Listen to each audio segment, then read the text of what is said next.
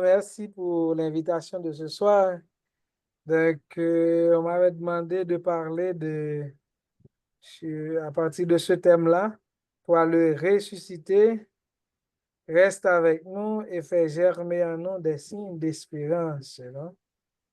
Donc, c'est Jésus ressuscité, comme les disciples d'Emmaüs, nous l'invitons à rester avec nous et à faire germer en nous des signes d'espérance, que nous soyons nous aussi des signes du ressuscité pour les autres.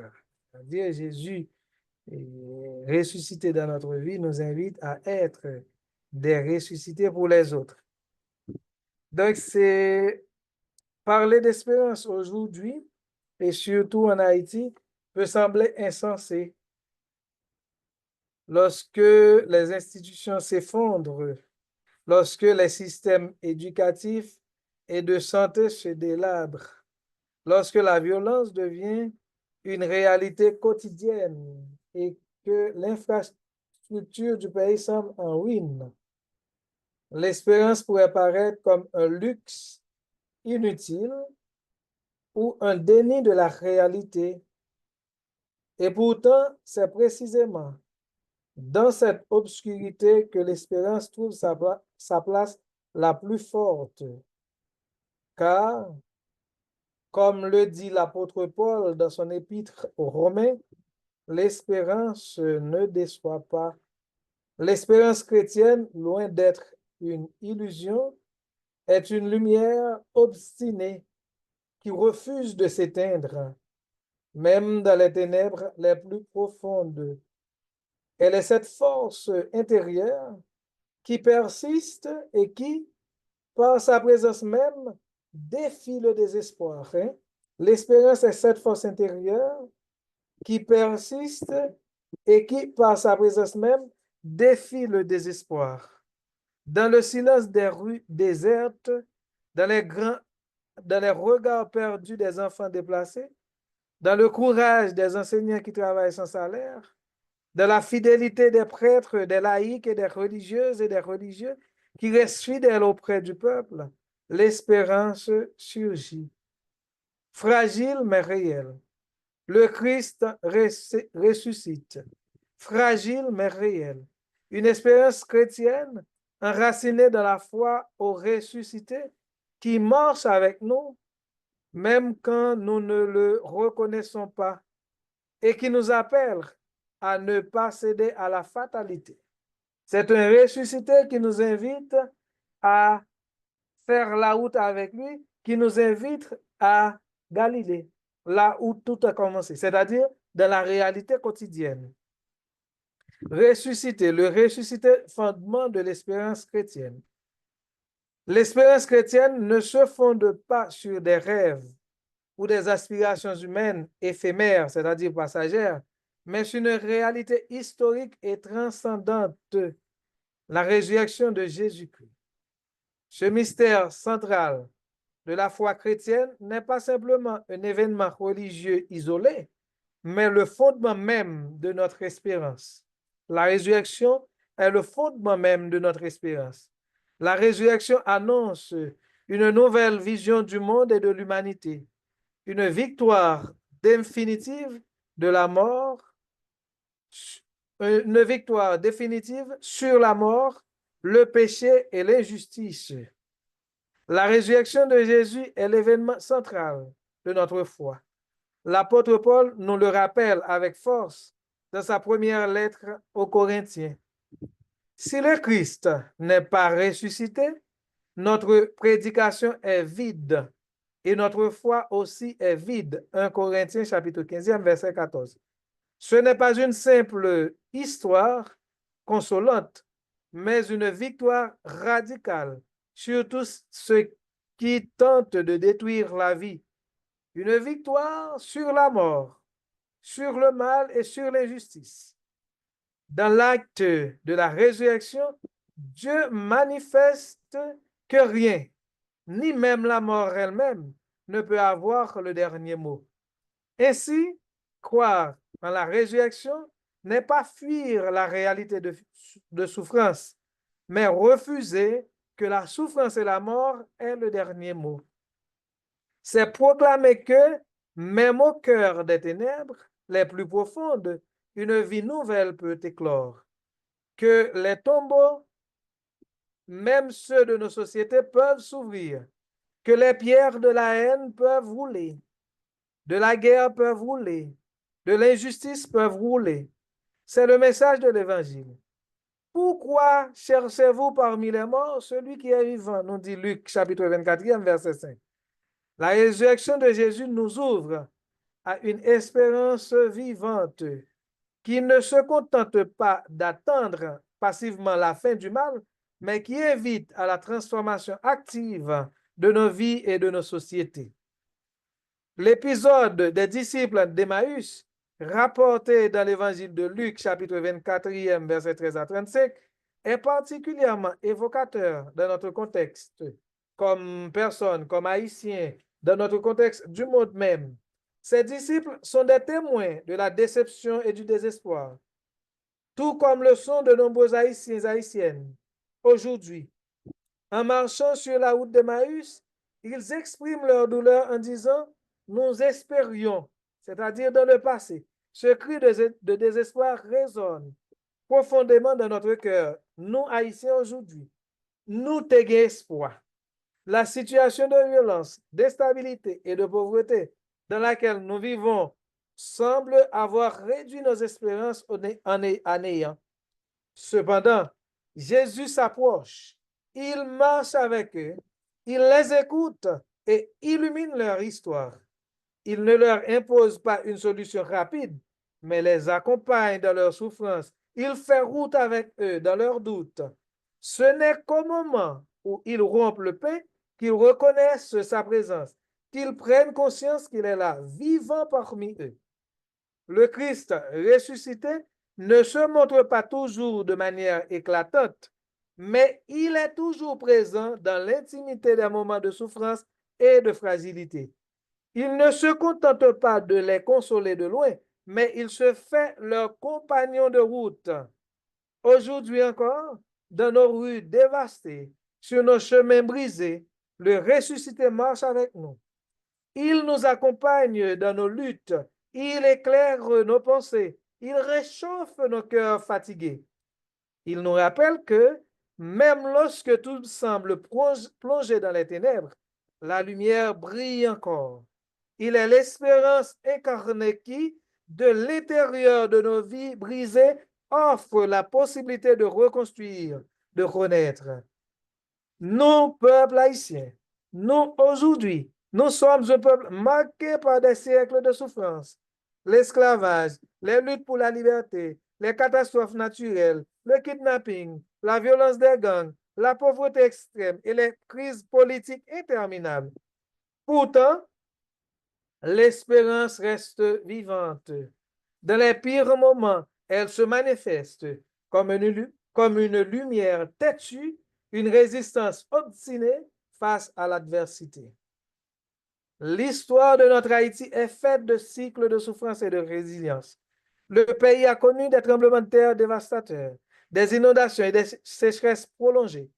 Il a traversé des crises politiques à répétition, un système de gouvernance fragile et une insécurité généralisée, la pauvreté extrême, l'inexistence de système sanitaire, la faim et la fermeture des écoles ont aggravé les défis. Nous vivons dans une situation de précarité continue, avec une grande partie de la population déplacée et une violence omniprésente.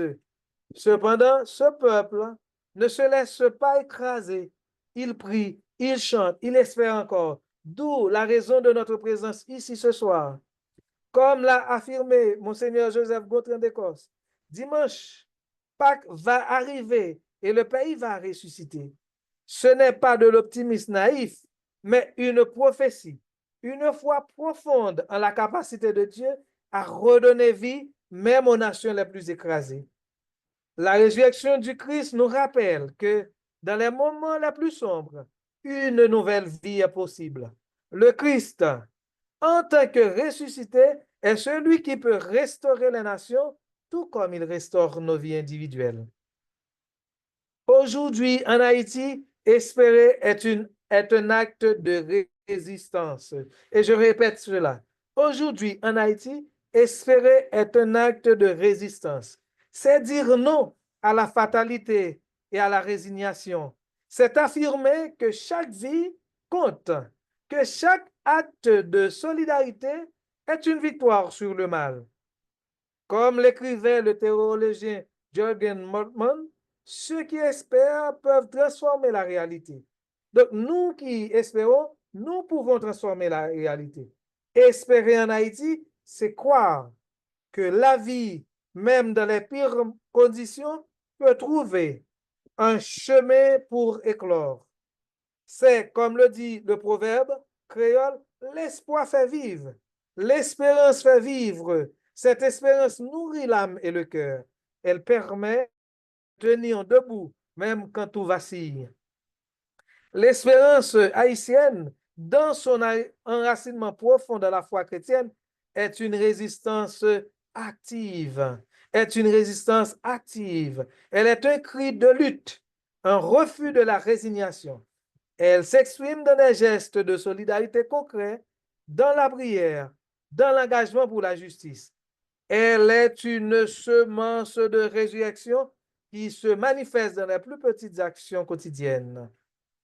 Je répète, l'espérance chrétienne en Haïti, l'espérance haïtienne, est une semence de résurrection qui se manifeste dans les plus petites actions quotidiennes. Donc, parfois, nous cherchons l'espérance dans des actions extraordinaires, tandis qu'elle est là, dans des gestes quotidiens, dans des gestes ordinaires. Faire germer des signes d'espérance, c'est un appel à agir. L'espérance chrétienne, loin d'être une simple consolation passive, est une force active qui pousse à l'action. Elle nous invite à prendre des initiatives concrètes pour transformer notre monde et faire grandir les signes de la résurrection dans notre quotidien. L'espérance est une force active. L'espérance chrétienne n'est pas une espérance qui attend dans l'inaction, mais une espérance qui se manifeste dans des choix concrets, dans des gestes incarnés, comme le Christ est incarné, comme le Christ est ressuscité, comme l'a écrit le pape François, malheureusement décédé aujourd'hui, dans son encyclique Laudato Si, nous ne nous laissons pas voler l'espérance. Ne nous laissons pas voler l'espérance. Cette exhortation est un appel à ne pas nous laisser envahir par le désespoir, à refuser la tentation de la résignation. L'espérance chrétienne nous pousse à l'action, à prendre au sérieux notre vocation de bâtir un monde meilleur, de transformer notre société à travers des actes de solidarité et de justice. Des pistes, je vais vous proposer des pistes pour faire germer en vous l'espérance. D'ailleurs, ce que nous sommes en train de faire là, prière vivante et foi enracinée. La prière personnelle et communautaire est essentielle pour raviver notre lien avec Dieu. Les sacrements, et comme vous avez au début dans les prières, vous avez parlé du sacrement de la réconciliation. Les sacrements, et en particulier l'Eucharistie, nourrissent notre espérance. Cette conférence à laquelle nous participons aujourd'hui, la décision de ne pas nous laisser paralyser par l'insécurité, par la décision de créer des alternatives pour défier les forces du mal qui nous envahissent, nourrissent notre espérance. La méditation de la parole de Dieu éclaire nos ténèbres intérieures, nous offrant des forces nouvelles pour continuer le combat de la vie. Donc, une première suggestion, c'est la prière vivante, enracinée dans la foi. Une deuxième suggestion, c'est la solidarité concrète. Notre pays a connu de grands élans de solidarité. La solidarité entre les citoyens est l'un des piliers de l'espérance. Il s'agit de soutenir les plus vulnérables, les déplacés, les malades, les exclus de la société. Cela passe également par la création de réseaux d'entraide dans les quartiers et par l'accueil des enfants non scolarisés dans des paroisses, dans des chapelles, dans nos communautés. D'où un deuxième point qui peut nous aider à construire, à bâtir cette espérance, à faire germer des gestes d'espérance dans notre communauté, à montrer aux gens que le Christ est ressuscité en nous, parmi nous et vit au milieu de nous.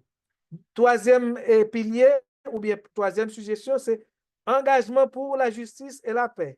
L'espérance chrétienne appelle à la construction de la paix, refuser les compromis avec l'injustice, dénoncer les abus de pouvoir et l'impunité, et éduquer à la paix et à la non-violence sont des moyens essentiels de faire vivre l'espérance. Donc, un troisième point, c'est engagement pour la justice. Un troisième point qui ferait germer des signes d'espérance, c'est l'engagement pour la justice et la paix. Un quatrième et dernier point, c'est construction de communautés fraternelles. L'Église doit être un lieu où l'espérance se vivifie.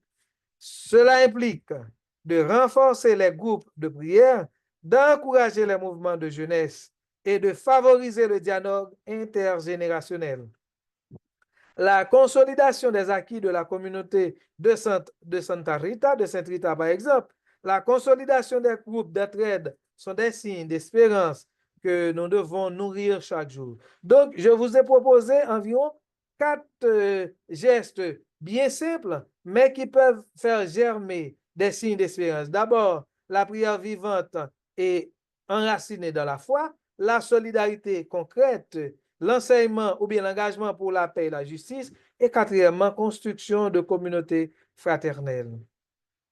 L'espérance se montre ou se vit dans des témoignages vivants qui sont aussi des signes de résurrection.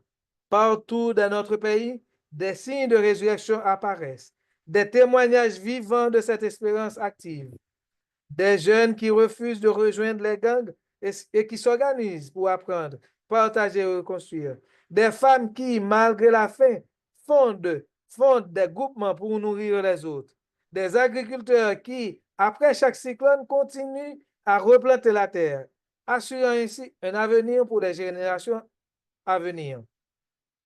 Ce sont ces petits gestes, ces signes de vie qui témoignent de l'espérance qui brille dans l'obscurité. Ce sont des témoins de la résurrection qui, dans un pays crucifié, portent l'espérance au cœur du monde. En conclusion, mes frères et sœurs, l'espérance, c'est quelque chose que nous devons partager coûte que coûte. De même pour la résurrection. Nous ne pouvons pas garder la résurrection pour nous-mêmes. D'ailleurs, si vous vous souvenez de la lecture d'hier et d'aujourd'hui, et de l'Évangile, Jésus dit à Marie-Madeleine, ne me retenez pas. Allez dire à mes frères que je suis ressuscité et que je les verrai en Galilée. En Galilée, c'est là où tout a commencé, dans le quotidien, dans la vie ordinaire. Et c'est ce à quoi nous sommes invités aujourd'hui, à partager. Et puis, qu'est-ce qu'a fait les dames? Elles sont allées partager aux disciples, dire que nous avons vu notre Sauveur, il est ressuscité. Donc, c'est notre mission, nous. Ce sont ces choses-là qui montrent que le Christ est ressuscité, que nous avons en nous des signes d'espérance. Frères et sœurs, l'espérance chrétienne est un défi permanent. Oui, il est difficile d'espérer aujourd'hui, mais ne pas espérer serait mourir intérieurement. Je répète cette phrase. Ne pas espérer, c'est mourir intérieurement. Ce serait céder à la logique de la mort. L'espérance chrétienne est un acte de résistance spirituelle. Elle proclame que Dieu agit même dans l'ombre.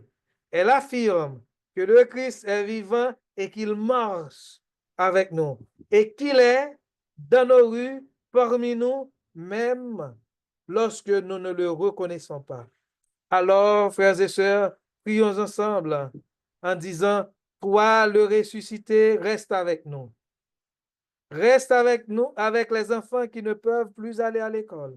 Reste avec les mères qui pleurent leur fils disparu. Reste avec les vieillards qui prient pour leurs petits-enfants. Reste avec les communautés qui n'ont plus rien, sauf toi. Et fais germer en nous, malgré tout, des signes d'espérance. Une espérance qui se partage comme le pain, qui résiste comme un arbre tordu par le vent, mais toujours debout, comme le roseau. Une espérance qui proclame que la vie est plus forte que la mort Amen. Donc, c'est ce que j'avais à partager avec vous ce soir concernant le thème qu'on m'avait proposé. Toi, le ressuscité, reste avec nous et fais germer en nous des signes d'espérance. Donc, c'est ça, le Christ veut rester avec nous, il veut faire germer en nous des signes d'espérance, mais nous invite, ou bien encore nous envoie à annoncer qu'il est ressuscité. Et comment le faire? C'est à travers des signes et des gestes d'espérance que nous portons en nous. Merci.